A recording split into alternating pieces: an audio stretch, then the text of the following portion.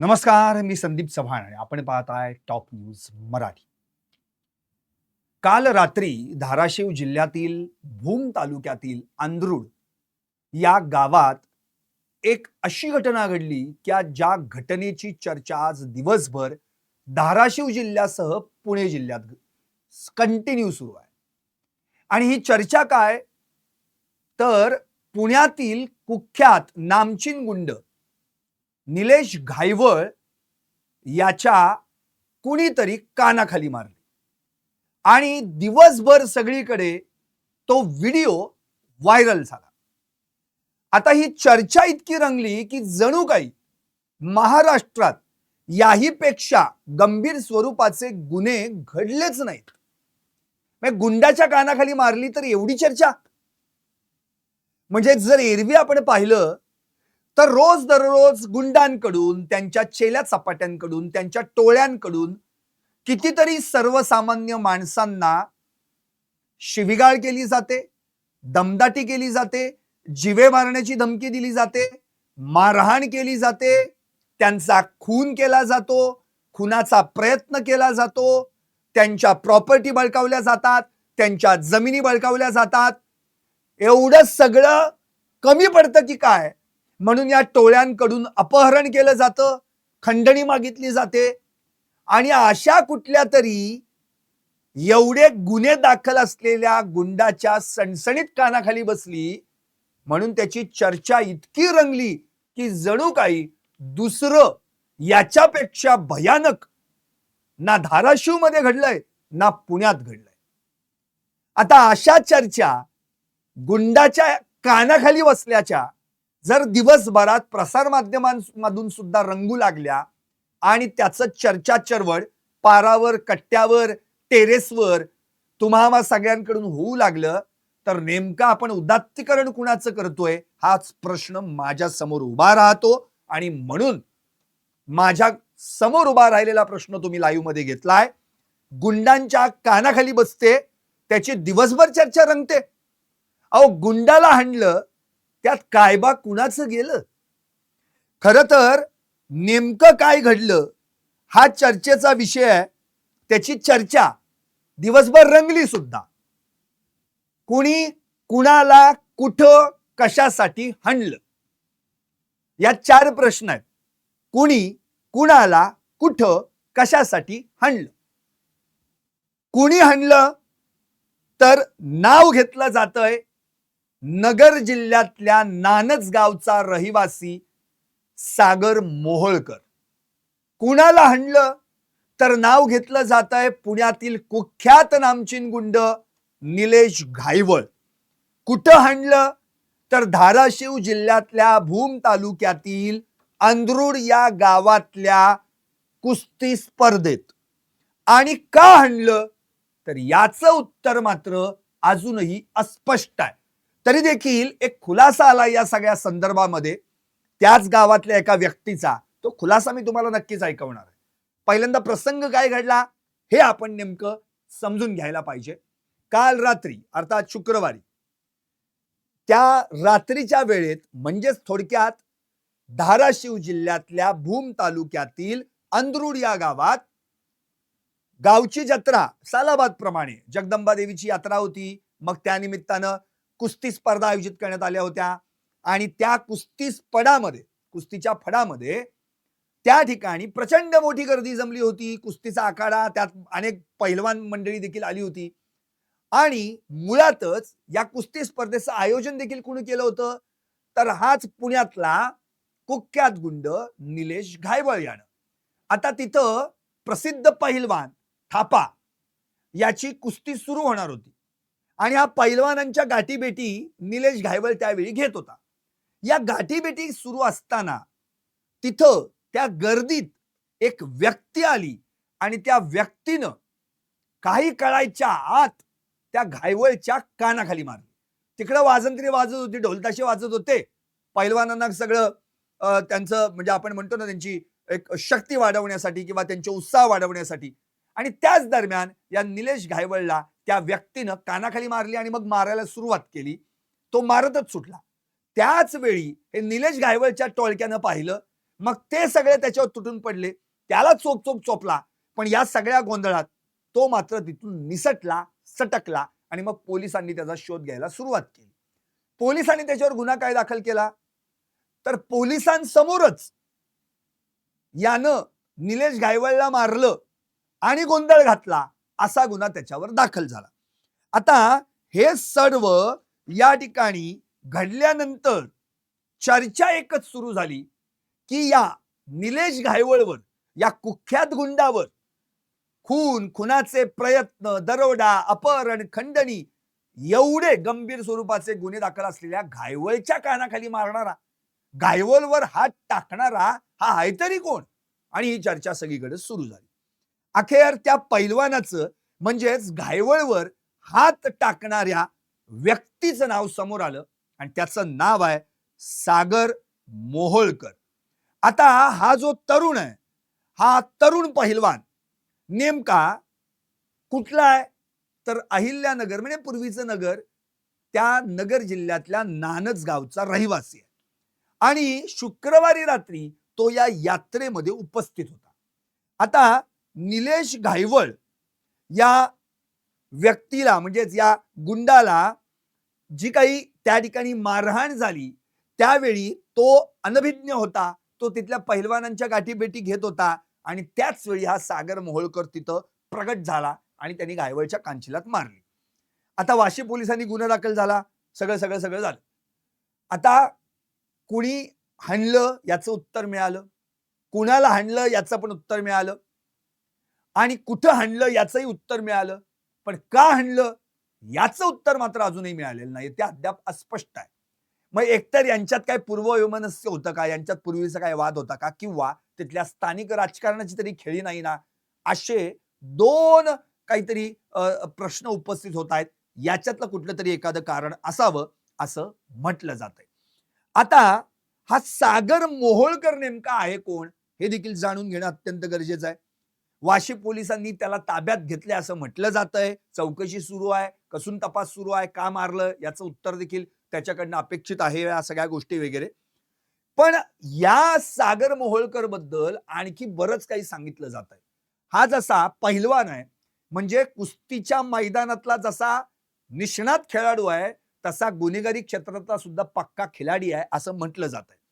कारण काही वर्षापूर्वी एका खुनाच्या गुन्ह्यात त्याला अटक करण्यात आली होती, त्याला तुरुंगात टाकण्यात आलं. त्यानंतर या पठ्ठ्यानं त्या तुरुंगात देखील एक खून केला असं त्याच्याबद्दल सांगण्यात येतं. आता घायवळवर हल्ला करण्याच्या 2 दिवस आधी हा सागर मोहोळकर याच भूम तालुक्यातल्या ईट नावाच्या गावात होता. कारण की तिथं एक कुस्ती स्पर्धा आयोजित करण्यात आली होती आणि या कुस्ती स्पर्धेमध्ये त्यानं 31,000चं बक्षीस पहिल्या क्रमांकाचं मिळवलं आणि मग तिथून तो त्याच्या गावी जायला निघाला होता. पण दरम्यान म्हणजे बुधवार, ही सगळं घडलं बुधवारी. ईट या गावात तो बुधवारी होता. मारहाण झाली घायवळला काल शुक्रवारी. ईट आणि हे जे गाव आहे अंधरुड यातलं अंतर आहे फक्त 3.5 किलोमीटर.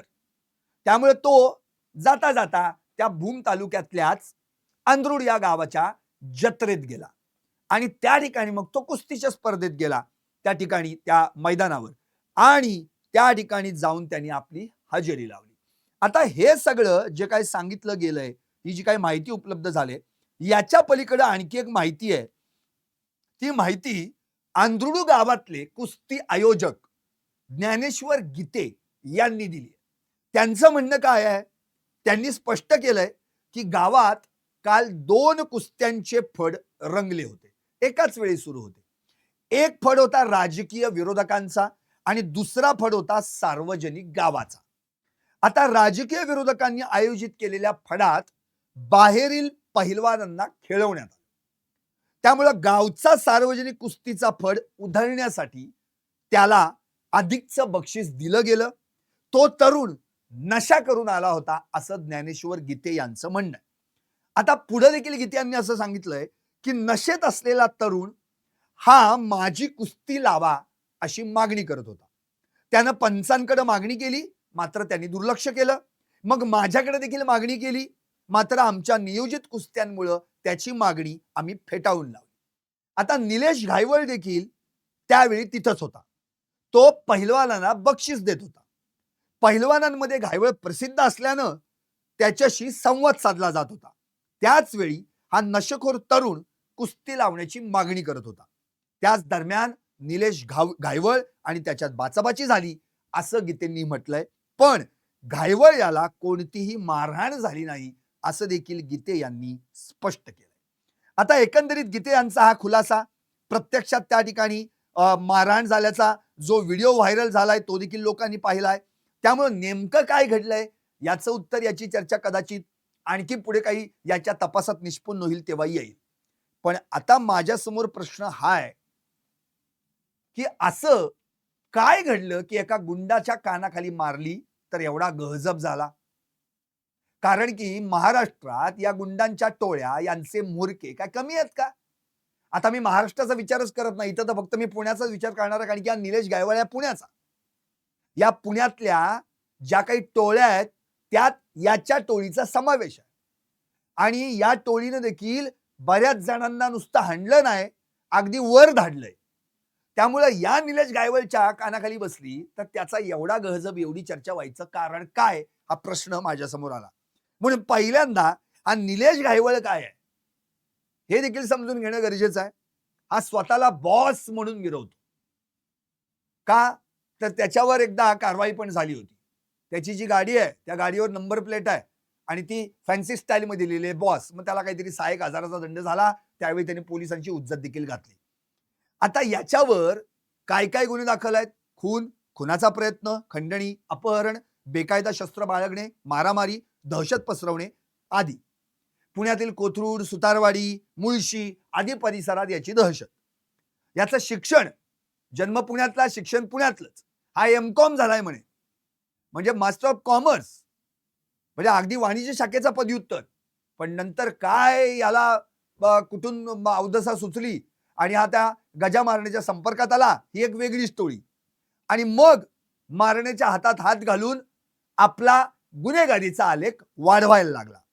शेवटी त्यानं या गजा मारण्याच्या सोबत अनेक गुन्हे केले एकत्रित मिळून आणि त्यातल्याच एका खून प्रकरणात त्याला 7 वर्षांची शिक्षा लागली. तुरुंगातून सुटल्यावर त्याच्या या दोघांमध्ये आर्थिक व्यवहार आणि वर्चस्वाचा मुद्दा, तू मोठा का मी मोठा, हा वाद सुरू झाला आणि मग त्या दोघांचे मार्ग वेगळे झाले आणि 2 टोळ्या पुण्यात निर्माण झाल्या. अर्थातच त्यातली जी टोळी आहे, एक मारणी टोळी आणि दुसरी अर्थातच घायवळ टोळी. आता स्वतःची टोळी म्हणजे घायवळची टोळी. आता यानं काय केलं, मग आपला प्रस्त कोथरूड, सुतारवाडी, मुळशी, पुणे शहरामध्ये वाढवायला सुरुवात केली. जमिनीचे व्यवहार असतील, खंडणी असेल, दलालीतून कोट्यवधी रुपये कमावले आणि त्याच्या टोळीत मग अनेक तरुण सामील झाले. आता पुण्यात मारणे आणि घायवळ यांच्या टोळी युद्धाचा पण भडका उडला होता. त्यामुळे ते देखील ऐकणं फार गरजेचं आहे. बघा, आपण त्या गुंडाबद्दल ऐकतो ज्या गुंडाच्या कानाखाली बसली तर त्याची दिवसभर चर्चा होते. पण यानं कित्येक जणांना यमसदनी धाडलं, कित्येक जणांचे हातपाय तोडले, कित्येक जणांना धमक्या दिल्या, कित्येक जणांच्या प्रॉपर्ट्या उकळल्या, कित्येक जणांचं अपहरण केलं, खंडण्या मागितल्या, त्याच्याबद्दल चर्चा काहीच नाही. आता या वादातून अनेक खून, हल्ले आणि हिंसक घटना घडल्या.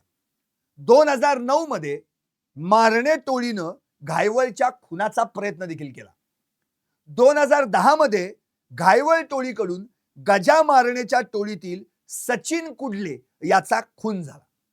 आता याबद्दल घायवळला अटक झाली आणि फेब्रुवारी 2019 ला तो या गुन्ह्यातनं जामीन घेऊन बाहेर आला. आता त्यानंतर तो बाहेरच बोंबलत फिरतोय. आता मारणे टोळीकडून नंतर घायवळ टोळीतील पप्पू गावडे आणि अमोल बधे यांचा खून करण्यात आला. बघा, म्हणजे मारणे आणि घायवळ जे एकत्र काम करत होते त्या दोघांमध्ये हा कसा वाद निर्माण झाला, 2 टोळ्या झाल्या आणि मग या 2 टोळ्यांनी एकमेकांची माणसं कशी संपवायला सुरुवात केली. पुणे आणि पिंपरी चिंचवड परिसरात घायवळ विरुद्ध 23 ते 24 गुन्हे दाखल आहेत. खून, खुनाचा प्रयत्न, दरोडा, अपहरण, बेकायदा शस्त्र बाळगणे, खंडणी अशा बऱ्याच गुन्ह्यांची जंत्री. आता 2015 मध्ये काय झालं, तर घायवळ टोळीतील 13 जणांना पुणे जिल्ह्यातून 1 वर्षासाठी तडीपार करण्यात आलं. 2021 मध्ये घायवळसह त्याच्या टोळीवर मकोका लागला. नंतर तो येरवडा तुरुंगात स्थानबद्ध होता. 2024 मध्ये त्याच्यावर मी मगाशी म्हटल्याप्रमाणे बॉस हा शब्द फॅन्सी स्टाईलमध्ये गाडीवर लिहिल्यामुळं वाहतूक या स्वरूपात वाहतुकीच्या कायद्याच्या नियमामध्ये त्याच्यावर दंड देखील आकारण्यात आला. पोलिसांची हुज्जत त्यावेळी त्यांनी घातली होती. 2024 मध्ये पुणे पोलिसांकडून कुख्यात गुन्हेगारांची परेड करण्यात आली. आपल्याला आठवत असेल ही परेड झाली होती आणि मग या घायवळसह अनेक गुंडांना त्या ठिकाणी बोलवण्यात आलं होतं. पण त्यानंतर दहशत पसरवणारे सोशल मीडियावरचे या घायवळचे रील्स काही थांबले नाहीत. आपल्याला आठवत असेल सगळं का घडलं, तर त्यावेळी मुख्यमंत्री एकनाथ शिंदे यांच्यासोबत घायवळचा फोटो आहे, तो फोटो संजय राऊतांनी ट्विट केला होता. मग महाराष्ट्रात त्याच्याबद्दल बरीचशी टीका देखील झाली होती आणि त्यामुळे निलेश घायवळ चर्चेत आला होता. म्हणजे थोडक्यात काय होतं की गुन्हा दाखल होतो, तात्पुरती कारवाई होते, मग थोडीफार अटक होते, मग पुन्हा जामीन होतो की पुन्हा ये रे माझ्या मागल्या. अशा प्रकारे या घायवळचा प्रवास कायम सुरू राहतो. आता यानंतर जर आपण विचार केला तर नेमकं पुण्यात केवळ या 2च टोळ्या कार्यरत होत्या का? तर नाही. अहो 60-70च्या दशकापासून या पुण्यामध्ये टोळ्यांचं साम्राज्य आहे.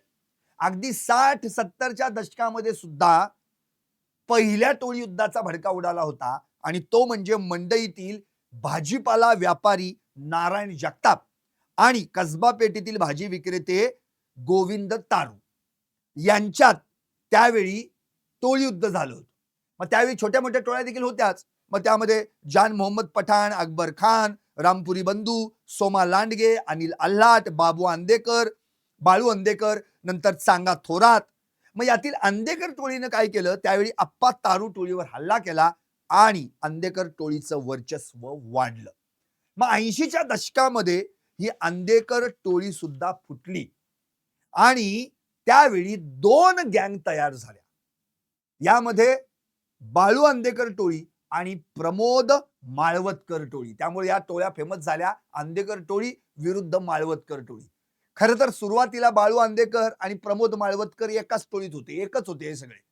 पण नंतर त्यांच्यात पण वाद झाला आणि हा वाद झाल्यानंतर 90च्या दशकाचा जर आपण विचार केला तर त्याच दरम्यान या ठिकाणी या दोघांच्या मध्ये इथपर्यंत तो वाद पोचला की प्रमोद माळवतकरांच्या वडिलांचा खून झाला आणि त्यावेळी मात्र ह्या दोघांमध्ये फूट पडली.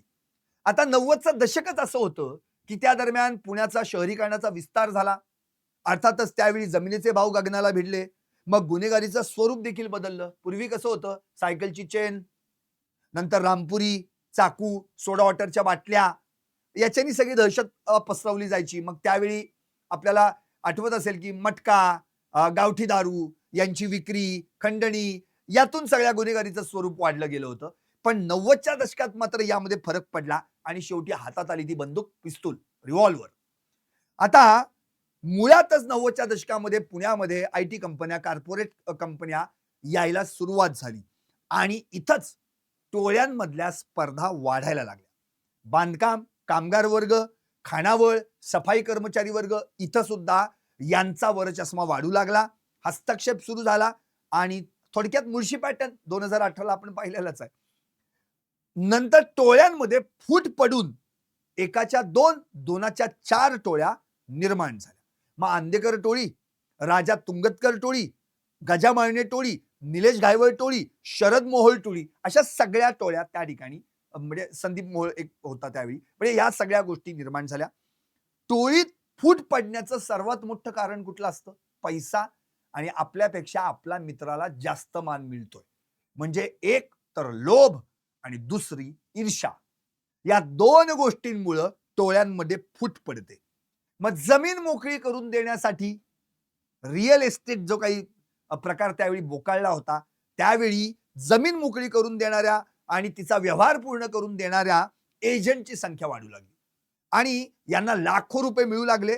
त्यामुळे कॉर्पोरेट कंपन्यांना अशा एजंटची गरज भासू लागली आणि मग अशा एजंटच्या दिमतीला मसल पॉवरची गरज लागते. त्यामुळं मग यांनी टोळ्यांशी संगनमत करून जमीन बळकावणे, तिचा व्यवहार पूर्ण करणे, हे असले उद्योग सुरू केले. आता पुण्यात जर आपण गँगवॉरचा विचार केला तर पुण्यामध्ये हे गँगवॉर नेमकं कशा पद्धतीने वाढलं हे आपल्याला सगळ्यांना माहिती आहे. मुळातच 60-70 दशकापासून हे प्रकार सुरू झाले.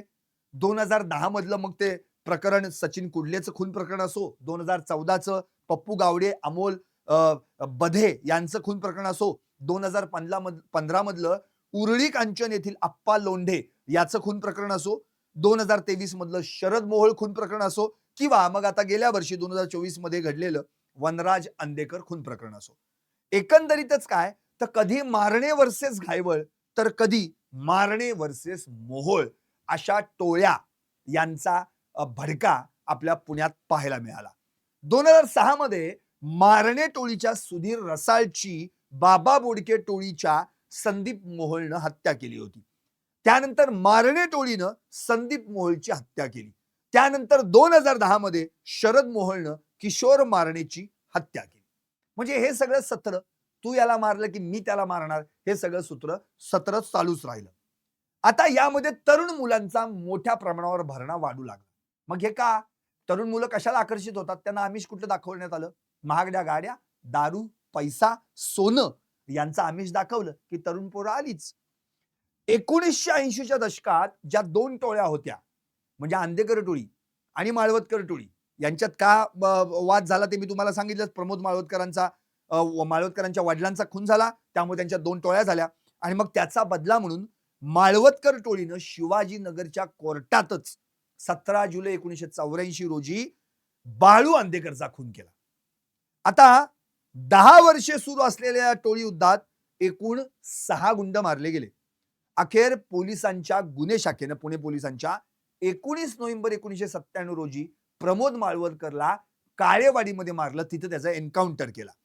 अर्थात नंतर बाळू आंदेकर यांच्यानंतर बंडू आंदेकर याच्याकडे टोळीची सूत्र आली. सूर्यकांत उर्फ बंडू आंदेकर. मग 1997 मध्ये आंदेकर टोळीचा पुण्याच्या राजकारणात प्रवेश देखील झाला. म्हणजे पुणे महापालिकेत या टोळीशी संबंधित 4 जण निवडून आले होते. नंतर पुढल्याच वर्षी 98-99 मध्ये वत्सला अंदेकर या अंदेकर कुटुंबातील अक्का ज्यांना म्हटलं जातं त्या पुण्याच्या महापौर बनल्या. पुढं एका खून प्रकरणामध्ये बंडू आंदेकरला जन्मठेप लागली आणि मग तो आत गेल्यानंतर टोळीची सूत्र मुलगा वनराज आणि कृष्णा अंदेकर याच्याकडे गेली. 1992 मध्ये वनराज अंदेकरचे चुलते उदयकांत अंदेकर हे देखील नगरसेवक झाले. मग वनराजची आई राजश्री अंदेकर 2007-2012 अशी 2 वेळा नगरसेवक झाली आणि मग वनराज अंदेकर देखील 2017 मध्ये नगरसेवक झाला. आता हे सगळं घडल्यानंतर याच काळात अंदेकर टोळीचा अनेक इतर टोळ्यांशी संघर्ष झाला. मग तो अतुल कुडलेची गँग असेल, सूरज ठोंबरेची गँग असेल वगैरे, पण इतर टोळ्यांसोबत लढता लढता अंदेकर कुटुंबाला कुटुंबातीलच संघर्षाला तोंड द्यावं लागलं आणि गेल्याच वर्षी वनराज अंदेकर याचा कौटुंबिक वादातून खून झाला.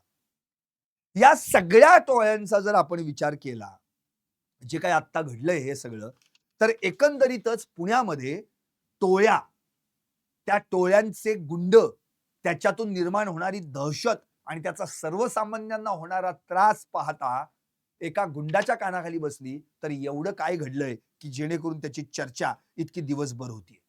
म्हणून मला आता या 2024 वर लक्ष केंद्रित करायचंय. मागच्या वर्षी पुण्यामध्ये जे काही गुन्हे घडले त्याचा वार्षिक गुन्हे अहवाल पुणे पोलीस कमिशनर अमितेश कुमार यांनी सादर केला.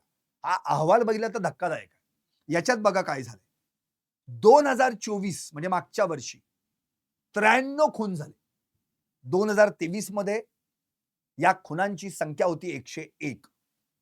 2024 मध्ये खुनाचे प्रयत्न झाले 186. 2023 ला संख्या होती 244. नंतर 2024 मध्ये फसवणुकीचे गुन्हे जे घडले म्हणजे सायबरचे गुन्हे असतील, आर्थिक फसवणूक असेल किंवा जमीन व्यवहाराच्या फसवणुकीचे गुन्हे असतील, त्यांची संख्या आहे तब्बल 2021 आणि 2023 मध्ये हे गुन्हे घडले होते 1108. एकूण 2024 मध्ये 12,954 गुन्हे घडले. 12,954. त्यात सायबर गुन्ह्यांची किंवा फसवणुकीच्या गुन्ह्यांची संख्या होती 2021 लैंगिक अत्याचार महिलांविषयक देखील अनेक गुन्हे घडलेले आहेत. 2023 मध्ये 410 लैंगिक अत्याचार झाले, पण 2024 मध्ये 505 लैंगिक अत्याचार झाले. म्हणजे संख्या वाढली आहे. 2023 मध्ये 775 मॉलेस्टेशन म्हणजे 775 विनयभंगाचे गुन्हे दाखल झाले होते, तर 2024 मध्ये 864 विनयभंगाचे गुन्हे घडले. म्हणजे ही पण संख्या वाढलेली आहे.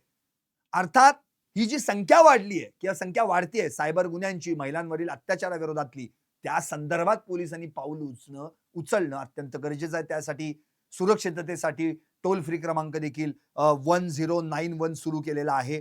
बीट मार्शल्स आणि दामिनी पथक त्या ठिकाणी लगेच तात्काळ घटनास्थळी येतं. या वगैरे सगळ्या घटना आहेत. पण सगळ्यात महत्वाचं म्हणजे एवढे गुन्हे का घडतात, हे घडूच नयेत यासाठी प्रयत्न होणं अत्यंत गरजेचं आहे. आता या सगळ्यांमध्ये शिक्षा होण्याचं प्रमाण किती आहे, तर अत्यंत नगण्य आहे. म्हणजे गुन्हे घडतात, केस दाखल होते, आरोपी पकडले जातात, पण पुढे काय होतं? काही नाही. बघा पुढे काय झालं.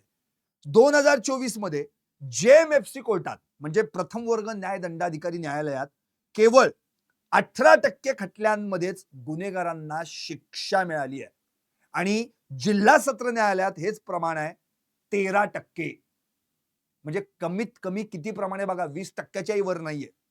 गुन्हेगार पोलिसांच्या हाती लागून सुद्धा, त्यांना न्यायालयापर्यंत नेऊन सुद्धा त्यांना शिक्षा होण्याच्या प्रकरणात मात्र पोलीस अपयशी ठरतायत. का अपयशी ठरतायत याचं उत्तर पोलिसांनी शोधलं पाहिजे. 2024 मध्ये पुणे पोलीस आयुक्तालयाअंतर्गत म्हणजे शहर पोलीस ठाण्यातील एकूण गुन्हे बघितले तर 12,954 गुन्हे घडलेत आणि त्यापैकी निकाली किती लागले? फक्त 1,739. याचाच अर्थ न्यायी प्रविष्ट काही गुन्हे आहेत, तर काही गुन्हे अजून उघडकीस आलेले नाहीयेत. त्यामुळे 2024 ला पोलिसांनी न्यायालयाची पायरी चढली का नाही अशी शंका या ठिकाणी उपस्थित होते. आता तडीपारी संदर्भात बोलूया. 2024 मध्ये 289 गुंडांवर शहरामध्ये पुणे शहरात तडीपारची कारवाई करण्यात आली. 289. पण आपल्या माहितीसाठी फक्त 22 जणांनी या तडीपारीला जुमानलं. उरलेले 269 जण पुणे शहरातच वावरत होते. मग त्यांना परत पकडून त्यांच्यावर कारवाई करण्यात आली. म्हणजे पुणे पोलिसांचा धाक किती आहे बघा. म्हणजे हे गुंड पुण्यात शहरात येतात, त्यांच्यावर नजर ठेवणं, पाळत ठेवणं, हे कुठे थांबतायत, काय करतायत कारवाया, याची काही चौकशी केली जात नाही. कालांतरानं त्यांना मग कधीतरी कुठेतरी पकडलं जातं आणि पुन्हा कारवाई केली जाते. म्हणजे 22 जण फक्त आहेत जे पुण्यात फिरकले नाहीत. उरलेले 269 जण पुण्यातच येऊन वावरत होते. आता अत्याचारासंदर्भातला अत्यंत महत्वाचा मुद्दा, जे मध्ये प्रकरण घडलं स्वारगेट बस डेपो मध्ये, अर्थातच 26 वर्षीय महिलेवर बसमध्येच अत्याचार झाला. पुण्यात दर दिवसाला एक पेक्षा जास्त अत्याचाराचा आणि विनयभंगाची घटना घडते. हे फार महत्वाचं आहे. 1 जानेवारी ते 18 फेब्रुवारी या दरम्यान 125 घटनांची नोंद झाली आहे. अत्याचार आणि विनयभंगाच्या या सगळ्या नोंदी आहेत. 2 वर्षात बघा, 2023 आणि 2024 पुण्यामध्ये 915 लैंगिक अत्याचार झालेत, तर 1639 विनयभंग झालेत. बघा म्हणजे केवढी संख्या आहे. या सगळ्या महिलांविरोधातील अत्याचाराच्या संख्या बघा किती आहेत. म्हणजे एकंदरीत मला याच्यातनं एवढंच म्हणायचं आहे, जाता आता शेवटच एवढं फक्त, की ज्या पुण्यात जी सांस्कृतिक राजधानी आपण ज्याला म्हणतो, त्याला कसा गुन्हेगारीचा आखाडा करून टाकलाय. ज्या पुण्यात गेल्या वर्षी दर 4 दिवसांनी एक खून, दर 2 दिवसांनी एक खुनाचा प्रयत्न, दर दिवसामागून एक लैंगिक अत्याचार, दर दिवसाला 2 विनयभंग, दर दिवसाला 5 ते 6 फसवणुकीचे गुन्हे घडतात. ज्या पुण्यात एका वर्षात 12,954 गुन्हे दाखल होतात, त्यातल्या एखाद्या गुंडाला एक कानाखाली बसली तर त्यात नवल काय, त्याची एवढी चर्चा का होतीये. म्हणून मला एवढंच म्हणायचंय, दुसऱ्याचं रक्त काढलं तर आपलं रक्त कुणीतरी काढणारच. टिट फॉर टॅट असतं, जशास तसे असतं. जे पेरले तेच उगवतं, ते इथंच सगळं भोगावं लागतं. म्हणून केवळ एका गुंडाला कानाखाली मांडली म्हणून त्याची एवढी जर चर्चा होत असेल तर त्याला काहीच अर्थ नाही. कारण गुंडाला हाणलं, काय बा कुणाचं गेलं. पाहत राहा टॉप न्यूज मराठी, आपला महाराष्ट्र, आपली बात.